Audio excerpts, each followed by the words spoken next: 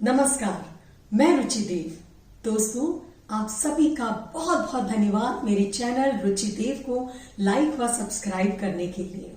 और हाँ, आपके सुझाव के लिए आपका तहे दिल से शुक्रिया, क्योंकि आपके ये कीमती सुझाव ही मेरा मार्गदर्शन करेंगे। आपके सुझाव का सम्मान करते हुए आज मैं आपके साथ एक प्रेरणादायी प्रसंग साझा करती हूँ। आपने महसूस किया होगा कि लोगों की भलाई के लिए आपने कितनी भी अच्छी बात, कितने भी अच्छे ढंग से क्यों ना कही हो, लोग उस पर अमल नहीं करते। तो आइए इसे सीखते हैं आज के प्रेरणादायी प्रसंग के साथ। तो एक बार एक महिला अपने 7-8 साल के बेटे को लेकर के गांधी जी के आश्रम में पहुंची। वहां जाकर के उसने गांधी जी से कहा कि बापू, मेरे बेटे को डॉक्टर ने मीठा खाने के लिए सख्त मना किया है, क्योंकि वो उसके स्वास्थ्य के लिए बहुत ही ज्यादा नुकसानदायक है। तो लेकिन उसे मीठा इतना पसंद है कि वो किसी की बात ही नहीं सुनता। पर मेरा ये पूर्ण विश्वास है कि अगर आप उसे कहेंगे तो वो आपकी बात जरूर मान जाएगा। तो गांधी जी ने कहा कि ठीक है, तुम इसे 2 सप्ताह बाद मेरे पास लेकर आना। तो वो महिला थोड़ी निराश हो गई और वो चली गई। खैर, 2 सप्ताह बाद वो पुनः गांधी जी के आश्रम में अपने बेटे को लेकर पहुंची।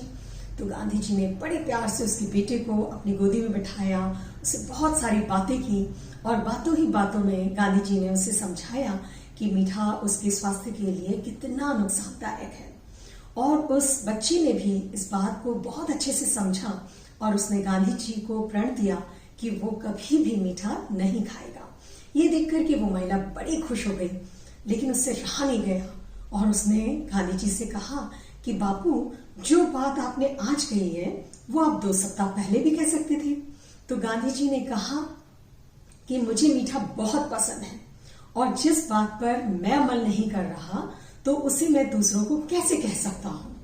तो मैंने फिर ये संकल्प लिया कि मैं मीठा कभी नहीं खाऊंगा, और इस संकल्प पर अटल रहने के लिए मुझे 2 सप्ताह लग गए और तभी आज मैं दृढ़ता पूर्वक उस बच्चे से ये बात कह पाया हूं। तो जिस बात पर हम अमल नहीं करते और उस बात को अगर हम दूसरों को बोलते हैं तो हमारी बात में गहराई नहीं होती, उसमें वजन नहीं होता, वो कोरे शब्द होते हैं, वो दूसरों के दिल तक कभी नहीं पहुंच पाते।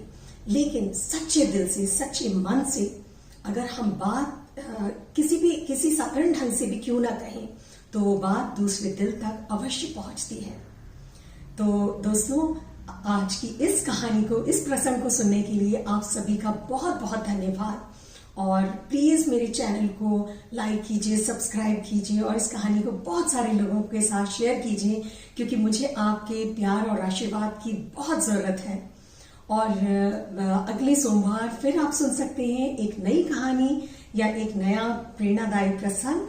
और तब तक के लिए आप अपना ध्यान रखिए, अपने परिवार का ध्यान रखिए। और हाँ दोस्तों, दूसरों के घर में दिया जलाना कभी ना भूलें, क्योंकि जो लोग दूसरों के घर में उजाला करते हैं उनका जीवन खुद ब खुद रोशनी से जगमगा उठता है। धन्यवाद, नमस्कार।